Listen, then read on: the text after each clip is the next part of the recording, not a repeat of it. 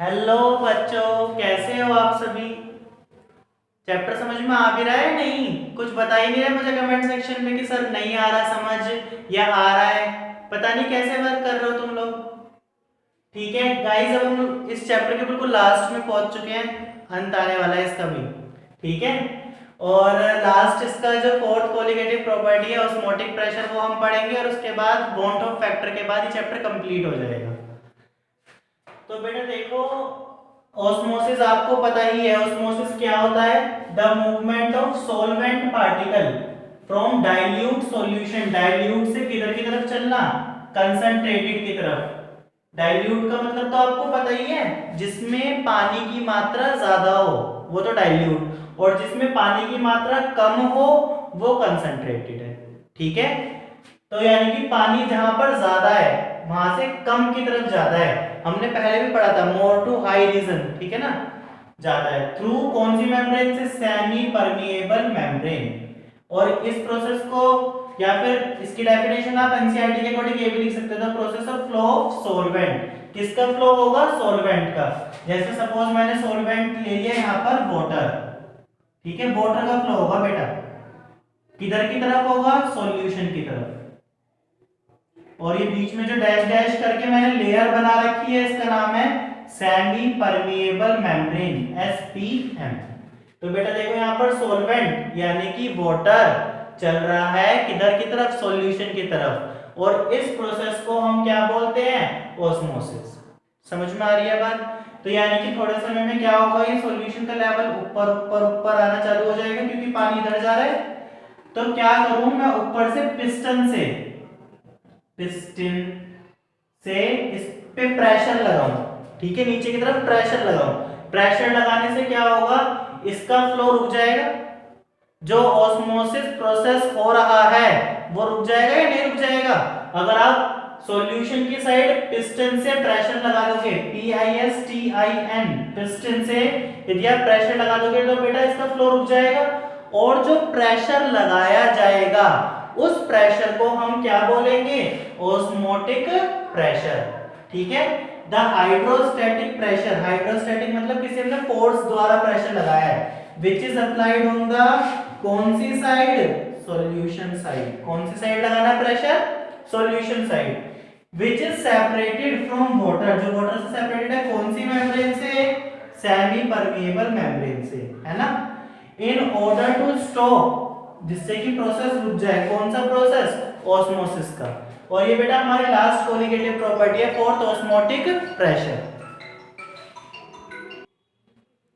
तो यदि बेटा हम उस ऑस्मोसिस के प्रोसेस को उल्टा कर दें, ठीक है ना, तो वो क्या कहलाता है? Reverse osmosis. रिवर्स ऑस्मोसिस देखो इसकी शॉर्ट फॉर्म है आरओ। आप सभी के अधिकतर घर पे लगा हुआ होगा बेटा आरओ।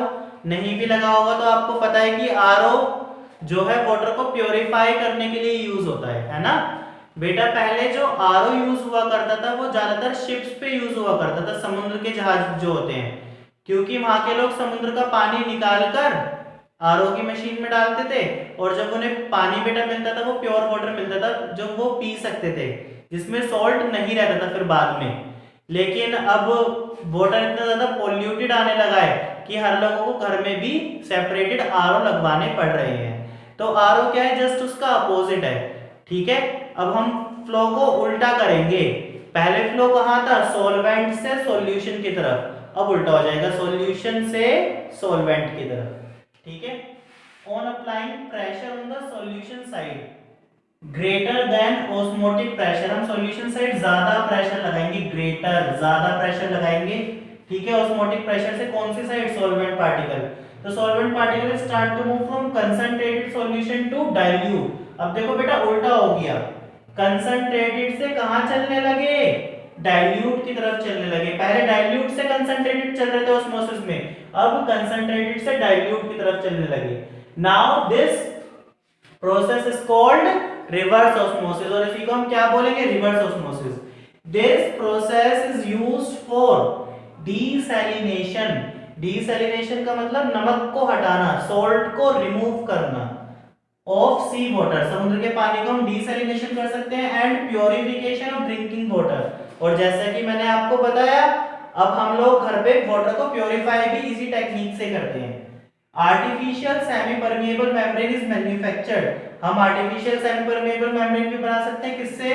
Copper ferrocyanide. जोर से बोलो, कॉपर फेरोसाइनाइड। फॉर्मूला Cu2FeCN का होल 6, कॉपर फेरोसाइनाइड। देखो मैंने इसके लिए डायग्राम भी बना रखा है। यहाँ पर सॉल्ट वाटर है, सॉल्ट वाटर दैट मींस यहाँ पर बेटा सॉल्यूशन है, सब नमक के साथ पानी मिला हुआ है। और यहाँ पे फ्रेश वाटर है तो यहाँ पर सॉल्वेंट है। ठीक है, अब मैंने इधर से पिस्टन से प्रेशर लगाना चालू करा तो इस बार बेटा सॉल्यूशन से किधर की तरफ आना चालू हो जाएगा? पानी, बिल्कुल सही, सॉल्वेंट की तरफ आना चालू हो जाएगा। और इधर से जो हमें पानी मिलेगा that is fresh water, pure water. ठीक है, प्योर वाटर हमें यहाँ पे मिलेगा।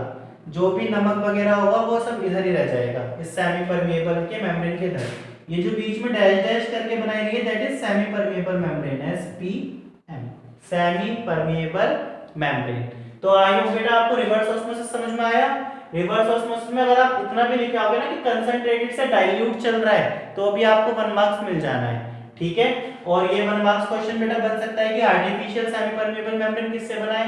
कॉपर फेरोसाइनाइड से, Cu2FeCN का होल 6। इसमें बेटा पार्टिकल्स कहां से कहां मूव करेंगे? सॉल्यूशन से सॉल्वेंट की तरफ। इतनी मेन बातें आपको याद रखनी है कि कंसंट्रेटेड से डाइल्यूट जाएगा, सॉल्यूशन से सॉल्वेंट की तरफ जाएगा। ठीक है, और आर्टिफिशियल वाली कॉपर फेरोसाइनाइड। अब बेटा एनसीईआरटी में कुछ कॉमन चीजें दे रखी है जैसे हाइपोटोनिक सॉल्यूशन। तो हमेशा याद रखो हाइपो का मींस होता है लो, ठीक है, कम। तो the solution whose osmotic pressure is low, जिसका ऑस्मोटिक प्रेशर कम होगा दैट इज हाइपोटोनिक सॉल्यूशन। इसमें बेटा क्या होता है, जो सॉल्यूशन है बाहर की तरफ लिक्विड जो है उसकी कंसंट्रेशन तो हाई रहेगी और अंदर जो सेल है, ये सेल है, इस सेल के अंदर की कंसंट्रेशन कैसी रहेगी बेटा? लो। तो थोड़े समय बाद क्या होगा आपको पता है, पार्टिकल हाई से कहां की तरफ चलते हैं? लो की तरफ। तो पानी अंदर जाना चालू हो जाएगा, है ना। जब पानी अंदर जाना चालू हो जाएगा तो ये सेल का साइज बड़ा हो जाएगा, सेल स्वेल हो जाएगा। स्वेल मतलब फूल जाना, स्वेल। ठीक है, इस कंडीशन में सेल का साइज फूल जाता है, बड़ा हो जाता है। इसके जैसे बेटा एग्जांपल से रेजिन्स, जब हम किशमिश को पानी में डुबोते हैं तो वो फूल जाती है ना। ठीक है, और भी बहुत सारे एग्जांपल्स हैं, जैसे हम चने को भी पानी में डालते हैं तो वो भी फूल जाते हैं। ठीक है, और बेटा हाइपर इसका जस्ट अपोजिट है, हाइपर मतलब हाई। ठीक है, the solution whose osmotic pressure is high. आपको ये ध्यान रखना है, हाइपर मींस हाई। आपने देखा ना हाइपर प्रेशर है ना, high blood pressure, hypertension, hyper means high. इसमें बेटा बाहर की जो सॉल्यूशन है उसकी कंसंट्रेशन लो है और अंदर की हाई है, तो पार्टिकल्स हाई से लो की तरफ जाएंगे बाहर, यानी कि, और इस कंडीशन में सेल बेचारा सिकुड़ जाएगा, एकदम ऐसे पिचक जाएगा, पिचक पिचक, श्रिंक बोलेंगे इसे। इसमें सेल क्या हो जाएगा? श्रिंक, श्रिंक हो जाएगा। इसका बेटा एग्जांपल है, जैसे हम जब अचार डालते हैं तो आम को नमक डाल के रख देते हैं तो हम देखते हैं कि वो आम जो है वो रॉ मैंगोज जो है वो सिकुड़ जाते हैं, श्रिंक हो जाते हैं। ठीक है, सैलेड बनाते वक्त भी हम वेजिटेबल्स काट के नमक स्प्रिंकल करते हैं तो वो सारा सैलेड पानी छोड़ देता है, पानी बाहर निकल जाता है, जिसकी वजह से वो सारा का सारा बेटा श्रिंक होने लगता है, सिकुड़ने लगता है सैलेड हमारा, थोड़े समय बाद ढीला पड़ जाता है ऐसे, है ना। तो ये बेटा 2 टाइप के सॉल्यूशन है, एक और होता है इसमें आइसोटोनिक सॉल्यूशन।